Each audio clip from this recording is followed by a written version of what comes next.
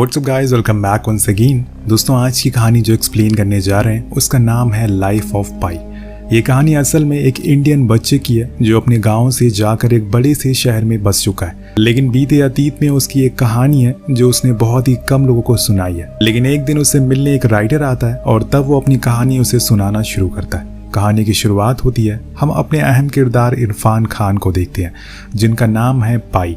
अब ये नाम कैसे पड़ा ये उन्हीं के मुंह से सुन लेते हैं। एक दिन जब उनके घर पर उनसे मिलने एक राइटर आता है जिसको असल में उसके मामा जी ने भेजा है, जो कि एक स्विमिंग ट्रेनर है। उनका हमेशा से सपना था कि वो उससे भी स्विमिंग सिखाएं और एक दिन वो पेरिस के एक स्विमिंग पूल में तैरने जाते हैं। वहाँ का पानी उन्हें इतना साफ लगता है कि वो उसे कॉफ़ी बना सकते हैं और ये स्विमिंग पूल उन्हें इतना ज़्यादा पसंद आता है कि उन्होंने उसका नाम पिसिनी मॉलिटर पटेल रख दिया। अब इसके बाद वो अपने बचपन के बारे में हमें बताना शुरू करता है। जब वो छोटा था तो साउथ इंडिया के एक छोटे से गांव में रहता था। उस गांव में बहुत सारे किसान रहा करते थे, इनकी वो लोग काफी इज्जत किया करते थे क्योंकि वही उन्हें खाना दिया करते थे। वो कहता है कि मेरा असल में पूरा नाम पाई पटेल है, लेकिन जब मैं स्कूल में गया तो वहाँ सारे बच्चे मुझे इसी नाम से चिल्लाने लग गए, पिसिंग पिसिंग कहकर, जिससे कि मैं बहुत परेशान रहने लग गया। पर एक दिन जब मेरे मास्टर यानी कि मेरे सन ने मुझे पाइथागोरस थ्योरम को सॉल्व करने के लिए बुलाया तो मैंने सॉल्व कर दी, जिसके बाद उन्होंने मेरी काफ़ी तारीफ करी और इसी के साथ मैंने खुद का नाम पाई रख लिया।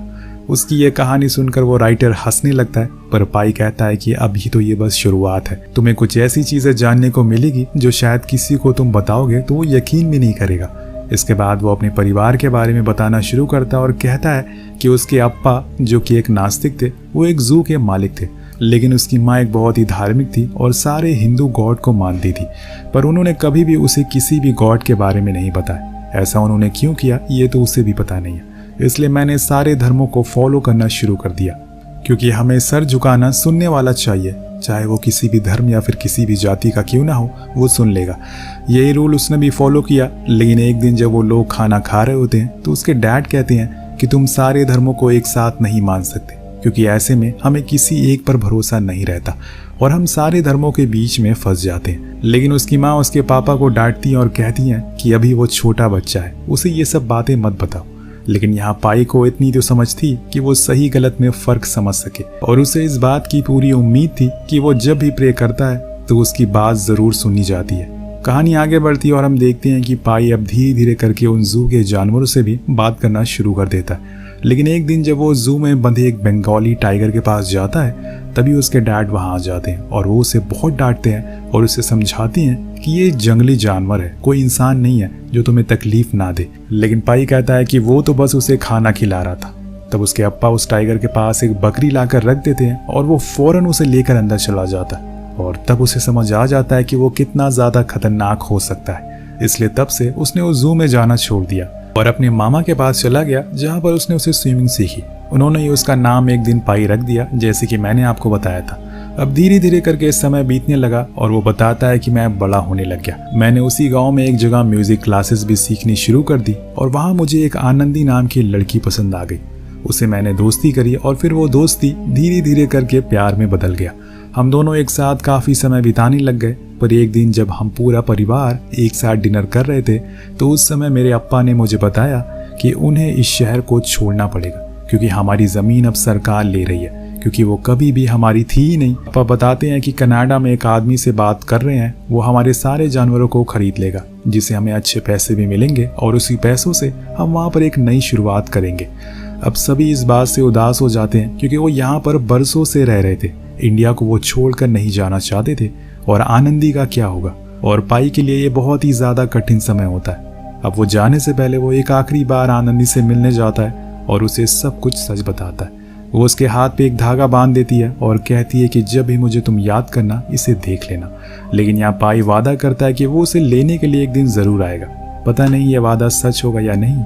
अब कुछ दिन बाद वो अमेरिका के लिए निकल जाते हैं एक शिप में बैठकर। उनके साथ जू के सारे जानवर भी थे। वो निकल गए थे एक पराये देश की ओर जिसके तौर तरीके के बारे में उन्हें कुछ पता नहीं था, पर यही सच्चाई है और हमें ये कबूल करना होगा। यहाँ पर हम देख पाते हैं कि शिप में ज्यादातर लोग नॉनवेज थे और इसीलिए जब पाई की अम्मा अप्पा खाना खाने के लिए जाते हैं तो वहाँ का शेफ उनसे लड़ाई कर लेता है। वो उनसे कहता है कि अगर तुम्हें वेज खाना है तो खुद ही बना लो और इस बात से उनकी हाथापाई हो जाती है। लेकिन थोड़ी देर बाद सब कुछ शांत हो जाता है। तो उनके पास एक कोरियन आदमी आता है जो उन्हें बताता है कि यहाँ पर वेज के नाम पर सिर्फ राइस है। दरअसल दोस्तों पाई के डैड और उसका बड़ा भाई नॉनवेज खा लेते हैं, पर उसकी मॉम और वो वेजिटेरियन है, इसलिए वो दोनों लोग राइस खाते हैं। अब उसके डैड जाकर सारे जानवरों को नींद की गोलियां खिला देते हैं। जब इसकी वजह पाई पूछता है तो वो उन्हें बताते हैं कि जानवरों के लिए समुंदर का सफ़र बहुत ही भयानक होता है, जिसकी वजह से उन्हें उल्टियां होना शुरू हो जाती है, और मैं नहीं चाहता कि मैं पूरे सफ़र में इन लोगों की उल्टियां साफ करूं। कहानी प्रेजेंट में आती है और हम इरफान को, उस राइटर को, एक लेक साइड पर बैठा हुआ देखते हैं, जहाँ वो उन्हें बताता है कि शायद अब कहानी में कुछ भूल गए। तो वो कहता है कि नहीं, मैं बिल्कुल सही जा रहा हूँ, लेकिन अब जो आएगा उसे तुम अपने कानों को खोल कर सुनना, क्योंकि इस समय हम मरीन ट्रेंच के वेस्टर्न पैसिफिक ओशियन में हैं और वो दुनिया की सबसे डीपेस्ट जगह है। अब देर रात को जब पाई सो रहा होता है तो उसे महसूस होता है कि शिप बहुत ज़्यादा हिल रही है। उसे कई झटके भी लगते हैं, इसलिए वो बाहर आता है और देखता है कि तेज़ बारिश हो रही है और तूफान भी आया है। उसे देखकर वो बहुत खुश होता है और एंजॉय करना शुरू कर देता है, लेकिन कुछ देर बाद ये एंजॉय उसके लिए मुसीबत बन जाती है, क्योंकि शिप बहुत ज़्यादा हिलना शुरू हो गया था लहरों की वजह से, और इसी वजह से अंदर पानी भरना भी शुरू हो जाता है। वो फ़ौरन अपनी फैमिली के पास जाता है ताकि उन्हें बचा सके, लेकिन तब तक शायद बहुत देर हो चुकी थी, क्योंकि शिप आधा डूबने लगा था। सारे जानवर उसमें बहना शुरू हो गए थे और यहाँ वो शिप भी अब डूबने लगता है। जितने भी लोग उसमें बचे थे वो लाइफ बोट को नीचे फेंकना शुरू कर देते हैं, जिसमें पाई भी जाता है, पर वो कहता है कि उसके डैड को स्विम करना नहीं आता, इसलिए वो उन्हें इस बोट पर आने को बोले। लेकिन तभी एक डरा हुआ ज़ेब्रा आकर उस बोट में कूद जाता है, जिसकी वजह से उसकी रस्सी टूट जाती है और पाई उस ज़ेब्रा के साथ ही पानी में कूद जाता है। उसके बाद जो बोट थी वो भी उससे दूर चली गई थी और पानी में डूबते हुए वो शिप को देख रहा था। शायद शिप में कोई भी जिंदा नहीं बचा। इस तूफान में उसका पूरा परिवार जा चुका है, या फिर कोई चमत्कार होगा, ये तो हमें आगे ही पता लगेगा। कुछ ही देर बाद जब पाई पानी के ऊपर आता है तो वो उस बोट को ढूंढना शुरू करता है और फिर उसमें जाकर बैठ जाता है। लेकिन तभी वो देखता है कि उसकी कुछ ही दूरी पर वह बंगाली टाइगर अभी भी जिंदा है, जो एक पट्टे की मदद से तैर रहा है। अब ये देखकर वो डर जाता है और उसे बोट की साइड में जाकर बैठ जाता है। कुछ समय के बाद जब सुबह होती है तो हम उस जगह का असली मंजर देख पाते हैं। चारों ओर बस समुंदर है और बोट में कुछ जानवरों के साथ एक 17 साल का लड़का है, जिसे अब खुद को जिंदा रहने के लिए भूख और प्यास दोनों चीजें से लड़ना होगा। लेकिन उससे पहले उस बोट में फंसे हुए ज़ेब्रा के लिए कुछ करना होगा।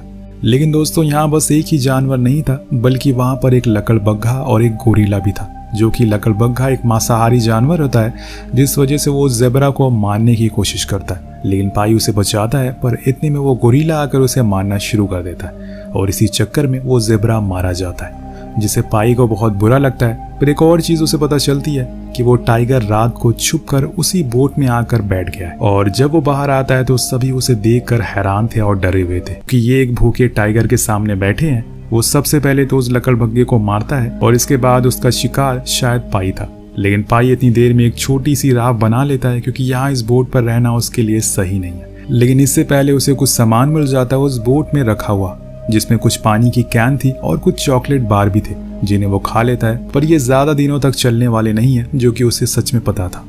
इसी बीच वहाँ एक चूहा भी आता है, जिसे वो टाइगर पलक झपकते ही खा जाता है, यानी कि वो बहुत ज्यादा भूखा है। उसका शिकार बनने से पहले ही पाई उस बोट से उतरकर दूसरी बोट में जाकर बैठने लगता है। पर इसी बीच उसे एक किताब मिलती है, जिसमें ऐसी जगहों पर जिंदा रहने के लिए क्या करना है ये लिखा हुआ था। वो उसे अपने साथ ले लेता है और फिर उस छोटी सी राफ्ट में जाकर बैठ जाता है और उस बड़ी बोट की रस्सी को अपने साथ बांध लेता है, क्योंकि उसमें एक खाना था। अब वो एक पेपर पर लिखता है कि वो इस समुंदर में एक टाइगर के साथ फंस चुका है, और फिर वो उस पेपर को एक कैन के अंदर डालकर पानी में फेंक देता है। क्या पता इस समुंदर में वो कैन किसी को मिल जाए। अब समय धीरे धीरे बीतने लगता है और वो पूरा दिन उस राफ्ट पर गुजार देता है, और अब आ जाती है रात। और यहाँ उसे अपनी माँ की कही हुई बात याद आती है कि तब तक तुम हिम्मत मत हारना जब तक तुम्हारी सांसें न रुक जाए, और हमेशा गॉड से प्रे करते रहना। अगली सुबह वो देखता है कि वो टाइगर पूरी तरीके से भूखा है, इसलिए उसके लिए कुछ खाने का इंतजाम करना होगा, वरना वो उसे ही मार कर खा जाएगा। अब पाई के पास जो बुक थी उसे वो पढ़ना शुरू करता है, जिसमें लिखा था कि कैसे खुद को यहाँ पर जिंदा रखा जाए, जैसे कि गाना गुनगुनाना, खुद को बिजी रखना और कुछ इस तरह से मछली के लिए जाला बनाना। वो समझ गया था, लेकिन बहुत कोशिश करने के बावजूद उसके जाल में अभी भी कोई मछली नहीं आती। इसी के साथ यहाँ पर वो काफी समय हो चुका था।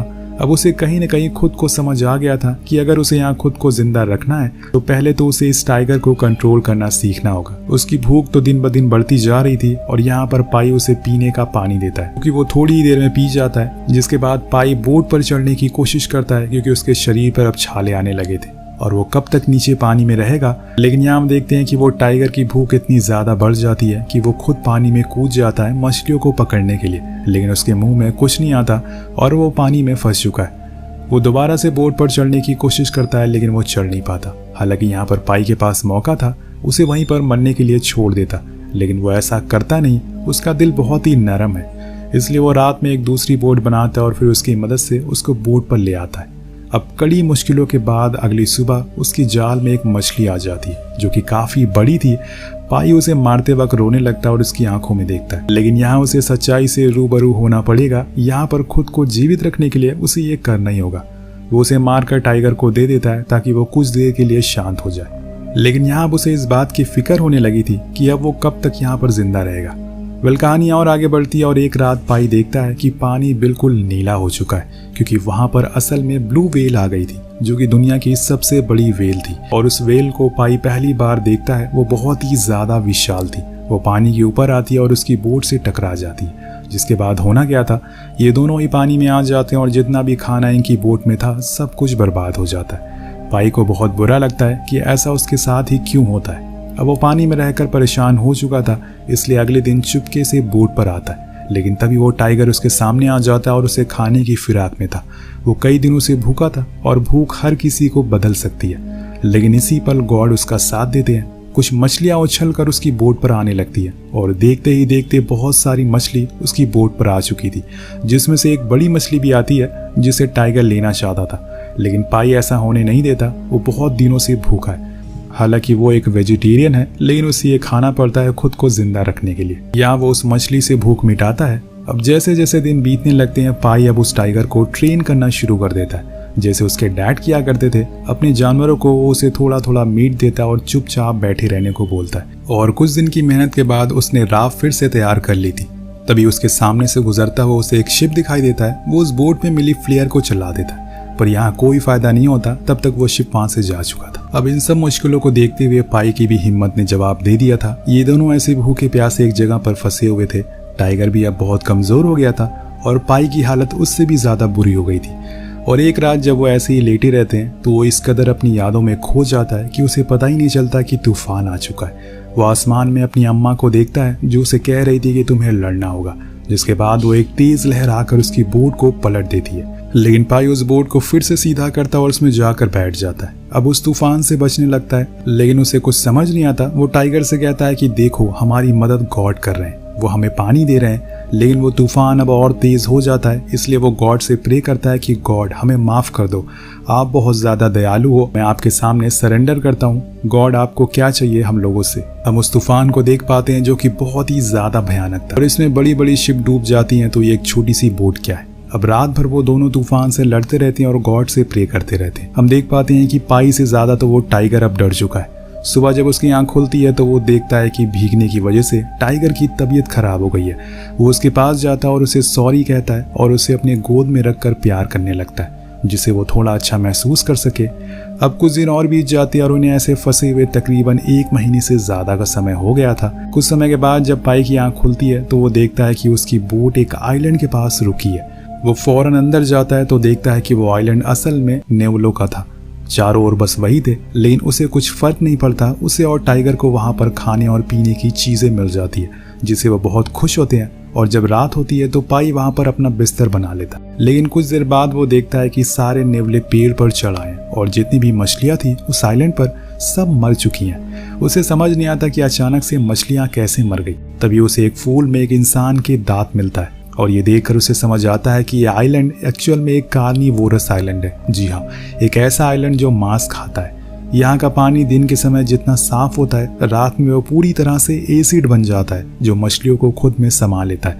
और यहाँ के पेड़ भी जहरीले बन जाते हैं, यहाँ के फल जहरीले बन जाते हैं, इसलिए यहाँ पर रहना सही नहीं है। अब वो उस दांत के बारे में उस राइटर को भी बताता है कि शायद यहाँ पर उसे पहले कोई आया हो, शायद उससे पहले यहाँ पर भी कोई आया होगा और उसे इस जगह की सच्चाई पता नहीं होगी।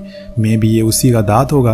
अब अगले दिन वो वहाँ पर जितना भी हो सके अपने और टाइगर के खाने का सामान रख लेता है और फिर जाने लगता है। पर टाइगर वहाँ नहीं आता, उसे सीटी मारकर अपने पास बुलाता है, लेकिन तब भी वो उसकी बात नहीं सुनता। तो तब जाकर वो उस टाइगर का असली नाम पुकारता है, यानी कि रिचर्ड पार्कर।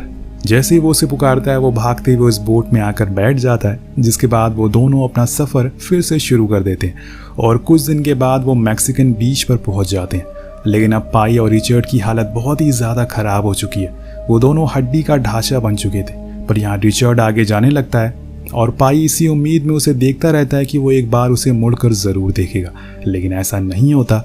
कुछ देर बाद वहाँ पर कुछ लोग आते हैं जो पाई को उठा कर ले जाने लगते हैं, पर वो बिलक बिलक कर रोना शुरू कर देता है, एक बच्चे की तरह। वो बच गया था इसलिए नहीं, बल्कि उसने उस टाइगर को आखिरी बार अलविदा नहीं कहा और इसीलिए वो रो रहा था। काश आखिरी बार वो उसे बोल पाता कि रिचर्ड, हमने जो साथ वक्त बिताया वो बहुत ही अच्छा था, मेरा साथ देने के लिए शुक्रिया। यहाँ प्रेजेंट में आते हैं। इरफान राइटर से बोलता है कि मैंने अपनी ज़िंदगी में सब कुछ खो दिया, मेरे अम्मा अप्पा, मेरा भाई, मेरा जू, लेकिन सबसे दुख की बात पता है क्या है? मुझे वक्त नहीं मिल पाया उन्हें आखिरी बार गुड बाय बोलने का, अलविदा कहने का। मैं अपने पिता को कभी थैंक्स नहीं बोल पाया, जिन्होंने मुझे हर चीज़ सिखाई, और यही चीज़ मुझे सबसे ज़्यादा दुख पहुँचाती है। काश मैं सभी को एक आखिरी बार अलविदा बोल पाता। इसलिए अलविदा कहना ज़रूरी है। वो हमें संतुष्टि देता है, हमें पूरा करता है। वो राइटर को ये भी बताता है कि हॉस्पिटल में मुझसे मिलने के लिए उस शिप की ओर से 2 लोग आए थे इंश्योरेंस के लिए, लेकिन जब मैंने उन्हें अपनी कहानी बताई उन्हें यकीन ही नहीं हुआ कि मैंने वो आइलैंड देखा है, मेरे साथ एक टाइगर भी था। इसलिए उन्होंने कहा कि अपनी सच्ची कहानी बताओ। तो मैंने एक मनगढ़ंत कहानी बताई जिसमें मैं अपने परिवार के साथ फंसा हुआ था और धीरे धीरे करके सभी लोग मारे गए। वो उसे ये भी कहता है कि आज भी मेरे पास वो कंपनी की पॉलिसी है। जब वो राइटर उसको पढ़ता है तो उसमें लिखा था कि पाई पूरे 227 दिन तक एक बंगाली टाइगर के साथ डीपेस्ट ओशन में फंसा रहा। तभी इरफान के वहाँ बच्चे आ जाते हैं और उसकी वाइफ आ जाती है। यहाँ राइटर के जाने का टाइम हो जाता है तो उसे पूछता है कि क्या मैं इस स्टोरी को प्रिंट कर सकता हूँ। तो इरफान कहता है कि हाँ, ये तुम्हारी कहानी है, लेकिन कौन सी कहानी तुम प्रिंट करोगे, पहली वाली या दूसरी वाली? वो कहता है कि पहली, वो बंगाल टाइगर वाली। दोस्तों, आपको क्या लगता है कि क्या पाई की ये कहानी एक सच में एक हकीकत थी या फिर एक मनगढ़ंत कहानी? क्योंकि ऐसे किसी इंसान का 227 दिन तक एक बंगाल टाइगर के साथ दुनिया का सबसे गहरे ओशियन में फंसे रहना संभव है या नहीं? नीचे कमेंट करके जरूर बताएगा। मिलते हैं अगली वीडियो में। Peace out.